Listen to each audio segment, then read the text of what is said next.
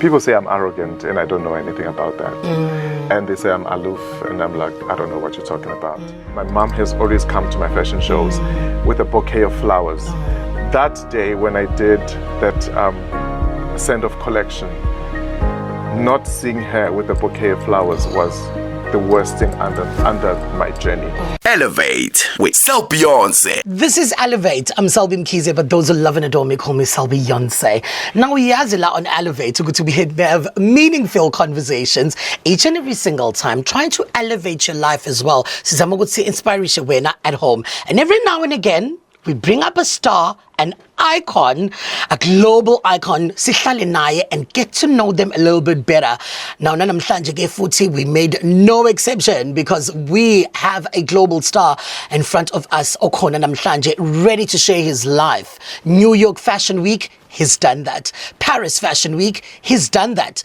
South African Fashion Week, runways, when you talk about fashion in South Africa, his name just is just top of mind. Ladies and gentlemen, with 25 years in the fashion industry, please welcome David Tlale. That's where everybody claps. I'm so sorry we don't have a studio audience, but at home I know they are definitely clapping. Welcome, David. Thank you for having me. How are you? I'm wonderful. How are you? I'm beautiful. Thank you. You're absolutely gorgeous. Thank you. So whilst I was doing my makeup, I was just saying, I know when I open my eyes and David, I know there's going to be a lot of accessories and everything. You just never disappoint. Thank you. Nice one. Siyabonga ukuthi uhlale nathi and sit with us here on Elevate to share your journey, njalo, which is going to inspire a lot of young and upcoming fashion designers and even designers abakhona futhi njengamanje. 25 years in the game, man. No, it's 22. 22? Full time. And then that's 4.5 years of lecturing before then, and then 4 years of study. So you would say 30 years. 30 years, actually. Yeah, it's 30 years. Yes. Now, as khulume ngawo ke lo 30 years, basically. You said 4 years of lecturing as well. Yes. Where was this? It was at Vaal University in Vereeniging. Yeah. And I mean, I lectured immediately when I finished my studies. I got a part-time job, and then from part-time I was there for 4.5 years. Yeah. And where are your students now? Some of the students are now practicing in their own, but not many. You know, I mean, I can easily tell you my journey. When we started in the fashion class, we were 50. Second year, we were 12. Third year, we were 4. Fourth year, we were 2. What's happening? Where are these people going? No, the thing is, fashion is not an easy industry. And especially if you don't have the hearts or even the calling for it. It's a very demanding industry. I know, like, in this day and age, everybody can just wake up and they're a designer. Yeah. But when you go to fashion school, you realize that it's more than just a sketch. You gotta make patterns. You gotta sew. You gotta source fabric. You gotta have the business acumen of it, and it has happened in many instances. But the only thing that people need to know that, you know, being or going to a fashion school does not mean you're going to be a fashion designer. You can go to a fashion school and become a pattern maker. You can be a quality controller. You can even fashion lecture. buyer. You can become a fashion buyer. There's so many things that you can do. You can become a trend analyst. You can even just like specialize on just textiles. So there's quite a lot that one can do. But this wrong mentality when people go to fashion schools, they're like, oh, I want to be like David Tlale. I want to be like Laduma from Makos. Yes. But there's a whole value chain into the clothing and textile industry. Now, that value chain, ungasho uguti, is it something that works gahle here in South Africa, or would you say uguti it pops kamnandi when you are abroad, probably in Milan or New York or Los Angeles? I think in South Africa we have a lot of work to do. And I'm saying this because there's a conference I'm currently attending when we are unpacking the clothing and textile industry. Because fashion is only one pillar of the clothing and textile sector, which is where the design comes in, where the glitz and glamour. But the core of the business is the clothing and textile, where it starts from agriculture, where you're able to grow or farm cotton, or even grow, I would say, sheep to use the wool to process it into fiber and have wool fabrications. So there's quite a lot that can be done. And then it elevates from there. So in South Africa, that context of a full value chain is slowly dying, but it's our responsibility to reignite it. Overseas, like in Italy or in France, you'd find that actually thriving. Because here in South Africa, some of the institutions have already even phased out textile studies. My take is bring it back.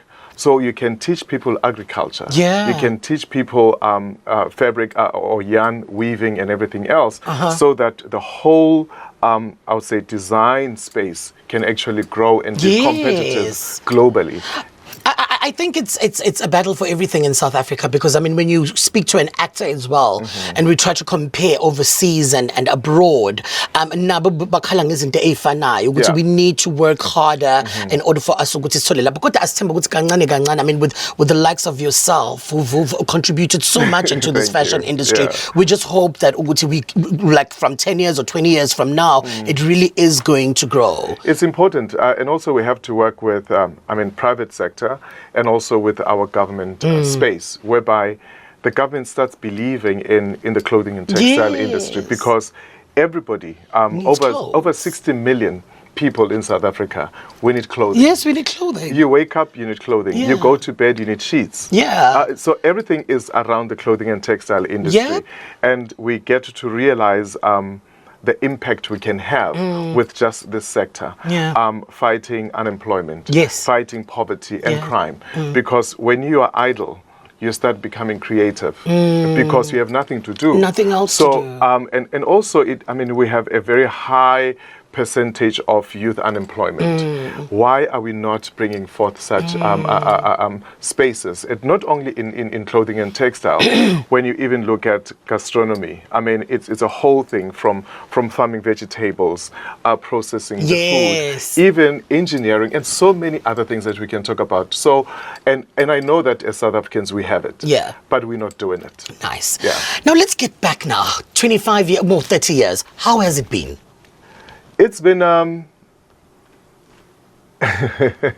it's been the good, the bad, the ugly, but mostly the beautiful. Lovely. The beautiful is that we are still standing by God's grace. We are still here, and we are still running business. And also, I think when I look back now, I say, I believe now I'm ready to get into the industry, because all the years have been learning, unlearning, building.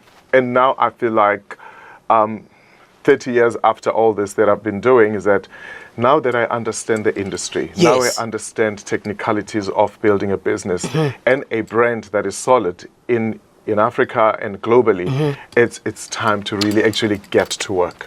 Was there ever a time whereby you said to yourself, Yazini, this is enough, Segwanele manje, I am leaving this? I guess it's the ugly part.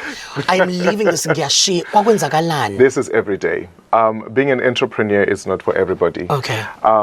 And being an entrepreneur, you fight the same battles continuously. People are like, but you've been doing this forever. Why are you not flourishing? Why do you still deal with this? It is because being an entrepreneur, it means you have to consistently grow, reinvent yourself. Unless you have decided, okay, mina ngizothengisa amagwinya nezamba nikuphela, and that's all you do. But if you want ukuthengisa many other aspects, like then you go and like, okay, how do I improve the texture? How do I improve the quality of even the flour that I'm using? So you're always wanting to become a better person. How do you then face things like, I wouldn't say scandals per se, but bad press and things like that? Because I mean, when in fashion school, they don't teach you that.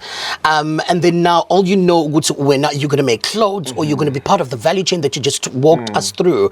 And then now your name is all over, it's in the papers. I mean, you're a global icon. And how do you then, because nobody taught you that, how do you overcome that? How do you deal with it? The beautiful part of becoming a public figure is that it comes with the pros and cons. And the beautiful part of it is that if you are called for this, no storm is going to wither you out. And also in building, when you're building a house, there's going to be a time for digging and getting the civil engineers coming, and then you have to set up the concrete, and then while you're setting up the concrete, the rain comes. You have to stop. And during that time, that's when you reflect, okay, what have I done?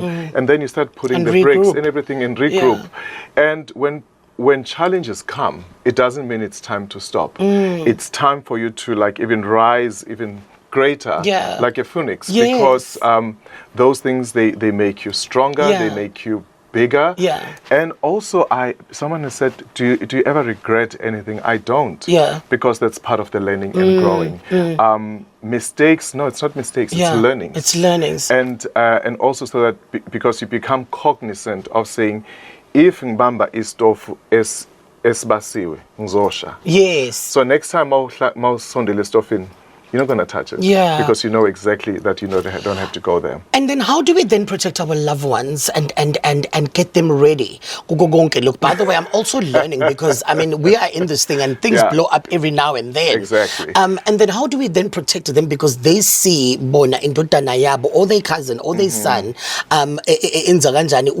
all over the headlines and things like that. How do we then prepare them and also tell them, by the way, this might not be the end. There might be another story because this is the line of business I'm in.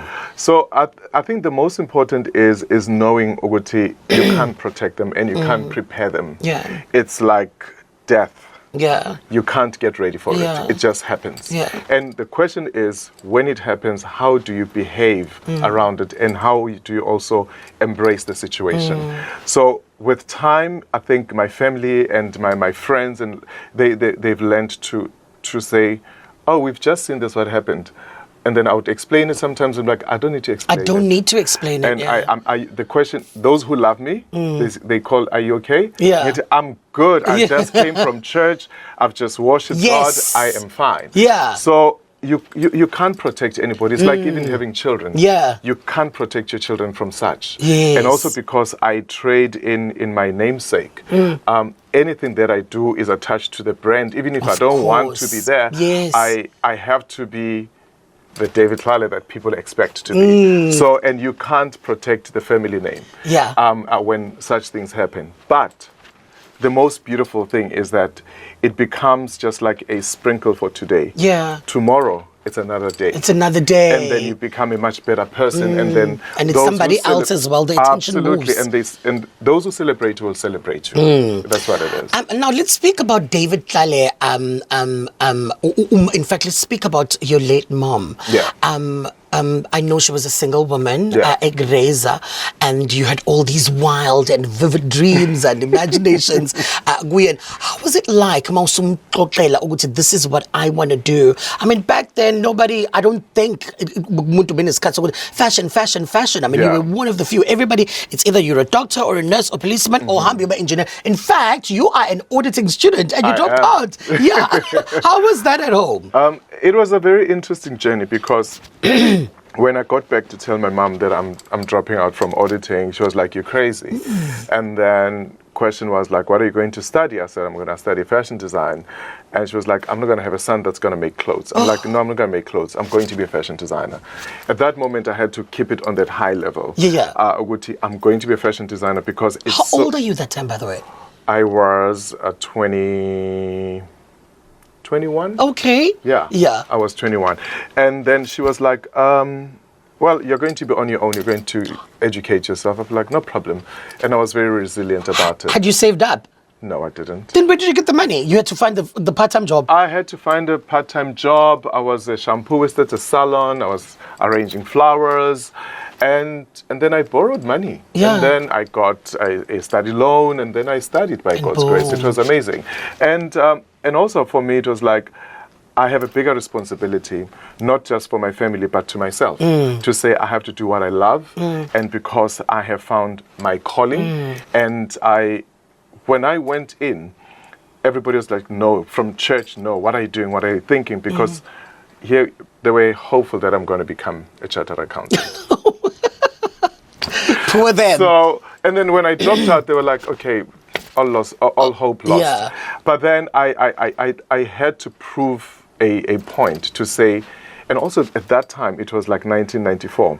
it was a huge shifting politically, family-wise, Yes. and education-wise. There was a whole lot of shifting. Yeah. And also, I feel like even in my spiritual life, there was a huge shifting because I had to trust God in everything You were that brave. I'm doing. You were brave. And I was like, I'm going to do this, come rain or sunshine. Lalela kubhizi kune-apartheid wena ubhizi ucabangela nokwenza iy'ngubo.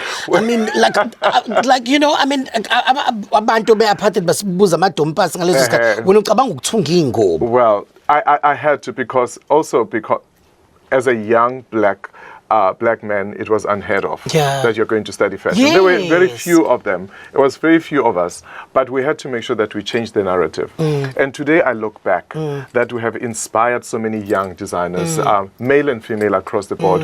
And also to say, this is not only for a particular race or gender or anybody. If you're a creative and you have a calling, you gotta pursue it. Yeah, nice. Raised by a single mom, and did you feel like there was a need or noma kwaba khona isikhathi in your life by ungathi I actually need a father figure in my life? I think every day, but also because my mom tried to be a mom and dad at the same time. Oh, wow. And then also, I think also growing up in church, we were surrounded by a lot of father figures around. And then there was many times when I felt the void of not having a father raise me because I've never met my dad. Oh. And then I was like, what if this guy decides to show up? Okay. I'm like, well, we'll have to deal with it when it happens. And then fast forward, my mom passes away. Then it ignites so many other things. I'm like, okay, now I have no parental figure. I'm like, okay, what if now my dad decides to come today at my mom's funeral and say, I'm your dad? And then I was like, okay, that's fine. Can I just grieve and just go through this? Imagine all those questions. Last year, I was going through a moment of like, should I go on a journey of looking for my father? Because the void is becoming real. And also as a public figure or even as a businessman, you're always busy. Yes. Until reality hits you when you're all by yourself. And I was like, even if it's in God's will, I will. If my dad is still alive, I will meet him. If it's not, if he's passed on, cool. But it's not an easy journey. Yeah. Because in a normal family or upbringing, there's mom, dad, kids. Children. So I only had mom, dad. No, just mom, and then my siblings, Yeah. and that was it for the rest of my life. Uma uthi uphi baba? Well, because my dad divorced my mom when I was 3 months old. Okay. So and then he went AWOL, and yeah, but I mean we're here now. You know, I can't fight the reality of where I'm at. No family members of his, nothing? They all passed on. My grandmother has passed away. My grandfather has passed away. My dad's siblings have passed away. Cousins and whoever, they are still around. They're kind of like, we don't even know where he is. Because they also went on a hunt, but never found him. Oh, no. But for Any me, pictures of him? there are a few pictures, Yeah. but it's all good. I feel like you look like him. Maybe No, I look like my mom. Oh, is it? I'm my mother's child. Yeah. I know this for sure. Okay. Yeah. And then does this not haunt you? Or like you were saying, like there's a void. You would say, I never met him. You would have also wanted to meet him as much as Bahlugana, there was a divorce and things like that. But just to go to Abekon and I just want to meet this man. Well, yes, the thought of wanting to meet him would be great just to know and tick the box. But the one thing I've always consoled myself with, you can't miss what you never had. Yeah. So the only thing that I miss is my mom. Is your mom. It's like, Ma, I need to talk to you. Yeah. That's all I know. So anything else, this is the part when I'm saying, if my dad would arrive today at Ngubabwako, how am I deal with it? I don't know how I'm going to deal with it. It's 50 years in the game of living, and then there you are, showing up. Now your mom, when she was still alive, how did she separate the two? David Tlale, my son, and David Tlale, the global icon. It has never. It's always been the same thing. Uzothethiswa ekhaya all the time. If I go home on a Sunday, I am a son. Yes. And which is what I loved. Yeah. And my mom was never fazed by my public figure, stardom or anything else. in fact, when she saw me winning, she became a parent. When she saw me down, she became my mother. When I was going through everything else, she was still my mom. And the simple thing that I've always, and I keep telling people this, when the chips are down, my mom is like, masithandaze mntanami. Yes. And kuzolunga because uNkulunkulu unamandla. Nice. And today I stand still upon those teachings and discipline of knowing who God is and who I am in God, and being prepared with time that people will come and go in your life. Yeah. But God is the cornerstone of everything that you do. Always be there. Absolutely. Tshwane University of Technology, and then you're conferred with an honorary degree. Doctorate, yes. Yeah. And then you dedicated it to your late mom. My mom. What was going through your mind, the emotions, and yeah. I think on the day when I was conferred, it was a very emotional journey because I look back on my journey, how I have built, fell, stood up and rise again and keep building, and then the work that we've done or we do starts affirming that you're on the right path. And being conferred by Tshwane University was just like, brought a lot of moments because my very first, well, in my family, I was a first in many things. I was the first to graduate. My mom was there when I graduated with my diploma in fashion.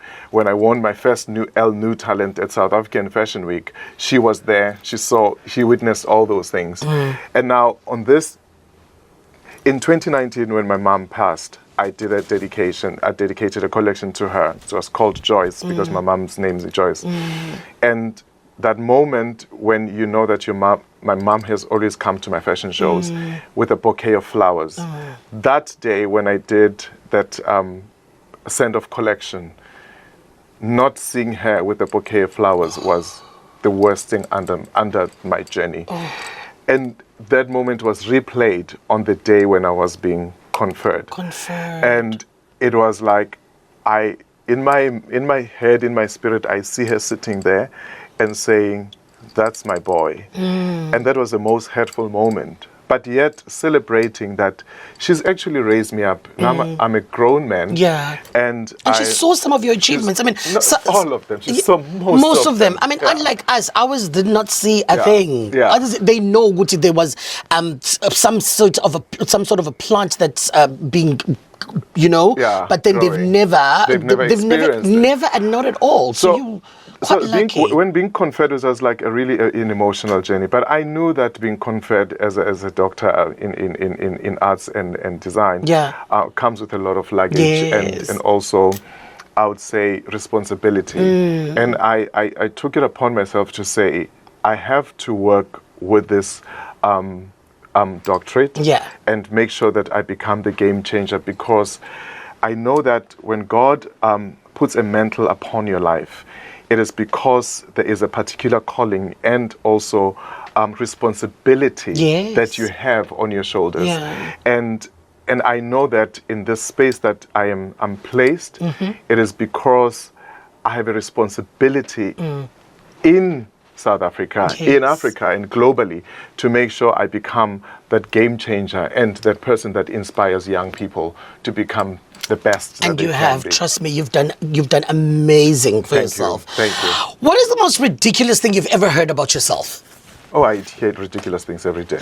Like what? Every day, no. Tell us, we want to know. Share with us. No. The most ridiculous. People are vile. No, people are human beings. Yeah. And they're special species. And people say I'm arrogant, and I don't know anything about that. And they say I'm aloof, and I'm like, I don't know what you're talking about. And I always say, it's easy for you to comment to anyone outside until you get to know me. And because I keep to myself and I keep to my job and my craft, people think I'm arrogant. And when you are decisive and when you have a vision and focused, that's when all these comments come in. But immediately when you start being trolled and written about in the papers, they have comments and everything else.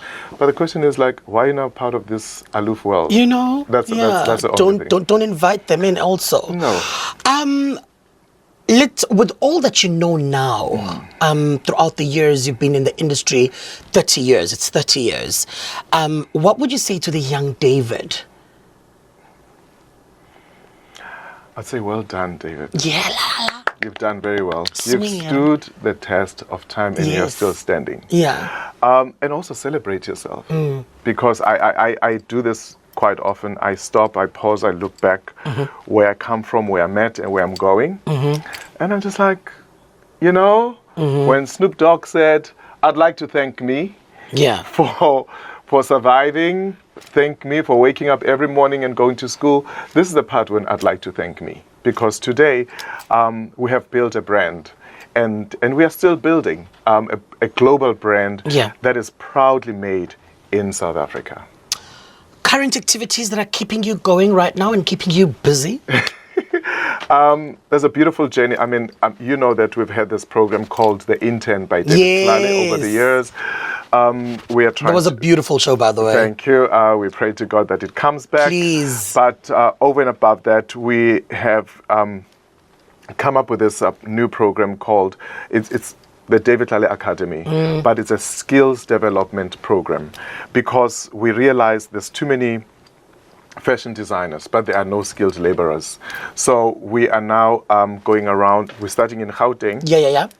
and we're starting with our first cohort of 100 young people and old people, where we teach them the basic skills of sewing, pattern making, cutting, finishing, pressing, and also just being part of the whole clothing and textile industry. And we are on a journey of wanting to make sure that this program becomes a game changer. And because we have a big responsibility of fighting unemployment. Yes. And we are going to be going on a national tour where we find people who want to be part of this skills development. And also we want to partner with private sector, we want to partner with the government in becoming the change that we want to see. Yeah. And like I'm saying, we are not going, nobody is going to save us as a country or even as an industry. We have to save ourselves. Yeah. We have to impart the skills that we want to see. I always say, if you want to have a best in anything, you must, because you are the best, you Yeah. must impart it to someone else so that they become the best like you or if better than you. So it's very important that we start imparting these skills to the young ones. Let's talk about high-end fashion. Most would say that it's not sustainable in South Africa simply because people go for brands which are international and things like that. What do you have to say for that?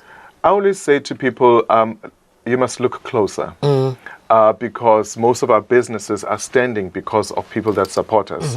High-end fashion is the future. Yes. And high-end, even luxury, is actually the future. Yes. And people are like, but you say you must support local, but we are not your price point. I'm like, when I What? say support local, when you support local, it doesn't, I don't say support David Tlale. Yes. I say support local.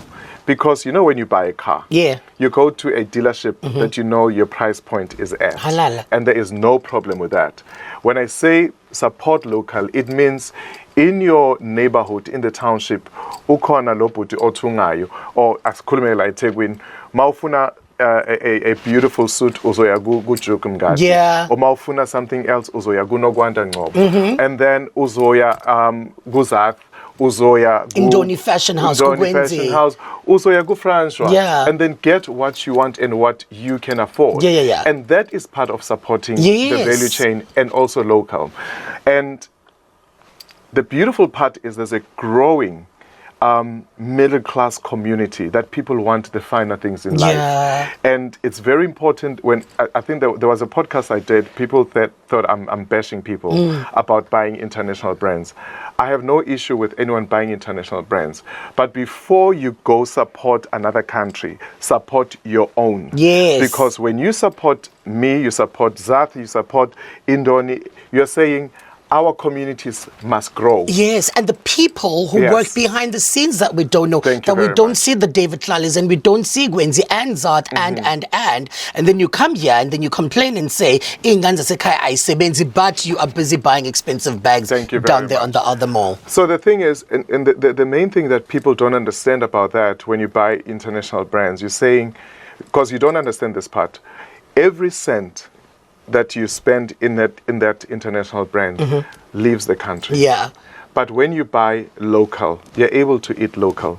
Because when I employ about 38 people on full-time basis. Nice, So thank meaning you. we've got about 38 families that we are feeding. And more. And Because with more. us black people, I need to Exactly. those 38, we've got extended family Absolutely. and yeah. So imagine when there's 50 designers, we come together, how many families are we feeding? So it's very important that you support local, buy local brands. Yes. And to say, they don't deliver. It's because you come last minute all the Yes, time. of course, all the time. And nothing's going to happen when you come And late. I'm to blame for that as well. Come Durban July weekend, the awards in And last minute. as if you don't Shira know that awards these things last are going to minute.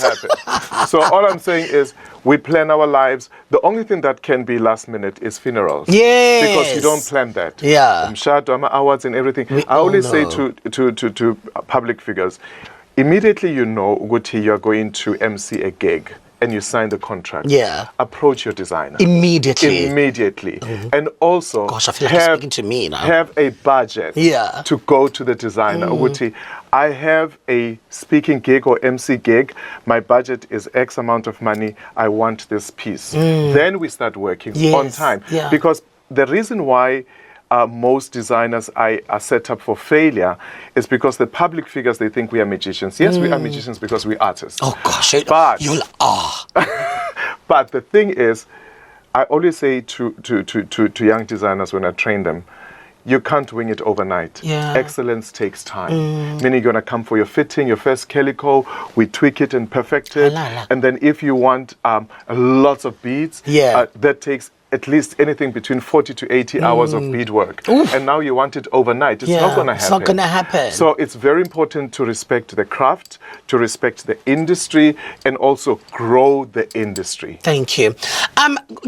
Your top 3 designers, ngiyababona uZat nabo bani. Let's talk about the new ones that came after when, like even manje, like who are emerging. Yeah. That also you would, I love your work. Yeah. Who would it be? In South Africa? Yes. I love the works of Muso Maxwell. Okay. They are like really, really fantastic.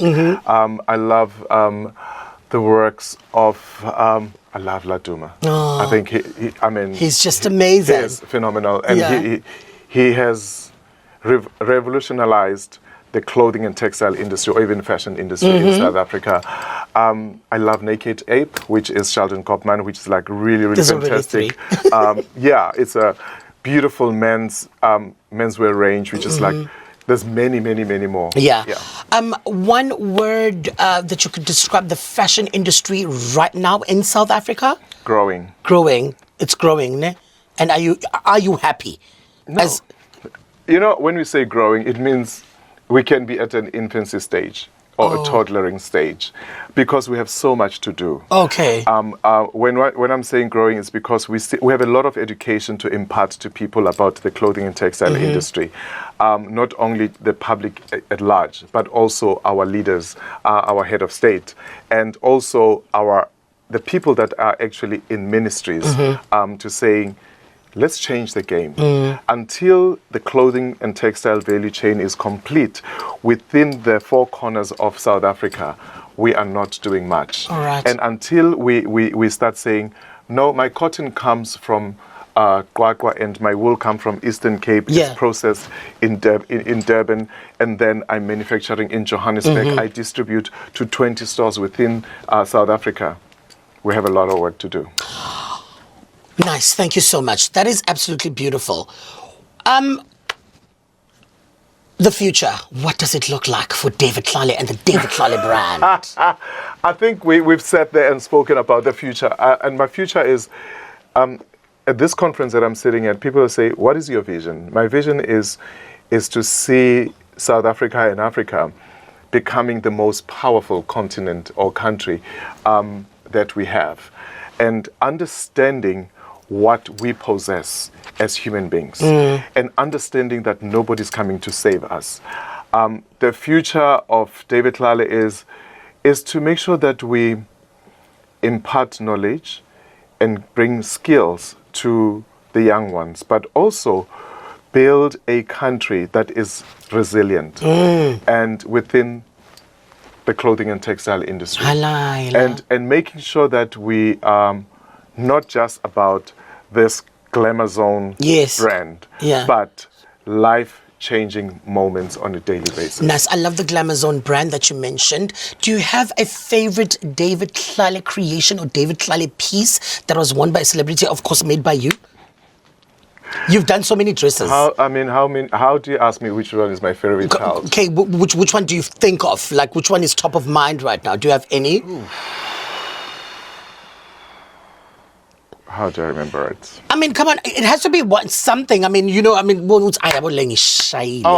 latest moment is me dressing Dr. Precious Moloi Motsepe on the Met Gala, red carpet. Yes! That is like the super iconic! Highlight. Exactly, and because that was like a global moment. Imagine! And many other moments. Yeah. But my shining moments are with my customers, which we don't post. Yes! But when they leave our atelier and they are happy and they are fulfilled, I know that's a glorious moment. Yeah, because people need to know that Utu David Tlale doesn't only just do noma etungela abantu obawosaziwayo like ourselves, by the way, girls, very, very soon, but also for South Africa at large. I think it's very important to highlight that because when people think David Tlale, I could never ring him up. You'll be very surprised. Exactly. Yeah? People think we only do celebrity and red carpets. We don't. Our biggest pride and joy is our daily customers. And those are the people that are keeping the lights on.